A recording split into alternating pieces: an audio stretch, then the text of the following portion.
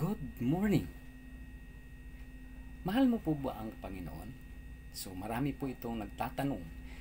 Ito po ay maraming katanungan sa social media na aking nababasa. Mahal mo ba ang Panginoon? At nagsabi ka raw na, Amen. Subalit, paano ba natin mahalin ang Diyos?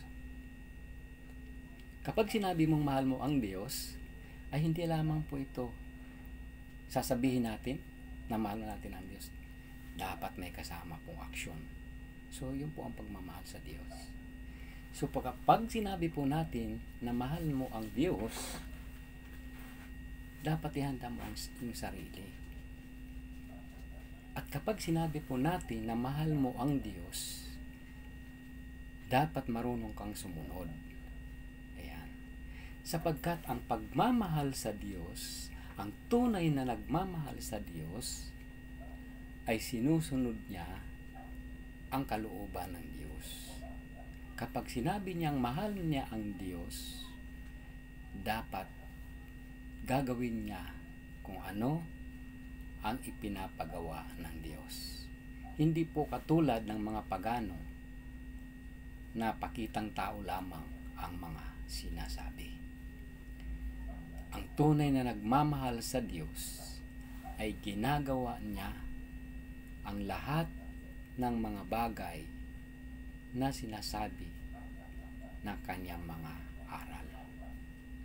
Kaya nga po, mapapansin po natin sa John 21 verse 15 na 3 beses na tinanong si John the Beloved ng ating Panginoong Jesus. Sabi niya po, 3 beses niya po na tinawag si John. Sabi niya, Simon, Simon, or John, ano po? Simon, or Peter, Peter, do you love me? Sabi po ng ating Panginoon. So, 3 beses na po na binigkas ng ating Panginoong Jesus ang katagang, do you love me? Ano po? Kaya po nalungkot si Simon or si John sapagkat mahal niya talaga ang Panginoon. Subalit alam din naman ng ating Panginoon na minamahal siya nito. Pero bakit niya tinanong? Kasi alam po ng ating Panginoon ang sasapitin ni John na po ang mangyayari sa kanya. No po. Sapagkat talagang totoong nagmamahal si John at gagawin niya ang lahat ng mga bagay na nais ng Diyos.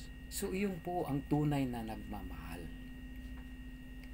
So, handa siyang sumunod at hinanda niya po ang kanyang sarili para sa pagmamahal niya sa Diyos. Ayan po. Yun po yung tunay na nagmamahal sa Diyos. No po? Handa niya po isakripisyo ang lahat sa kanyang buhay para sa kanyang pag-ibig sa Diyos na tunay. Ayan po. Kaya nga po, sinasabi po dun sa lesson natin nung nakaraan na kung nais mong sumunod sa Diyos ay iwanan mo ang iyong pamilya, iwanan mo ang iyong ari-arian, ang lahat ng mayroong ka, iwanan mo. So, kaya po sinabi ng ganun. Sapagkat ang pagsunod, ang pagmamahal sa Diyos ay pagsunod. Ang pagmamahal sa Diyos ay mayroon kalakip na responsibilidad. Yun po yun. So, hindi po sinasabi mo lang mahal mo ang Diyos sa bibig mo lang. No po, kung hindi, ito po isinasa isip at isinasa puso sa pamamagitan ng kanyang mga pangako at katuparan ay gagawin mo ang mga bagay na ipinapagawa sa iyo ng ating Panginoong Jesus.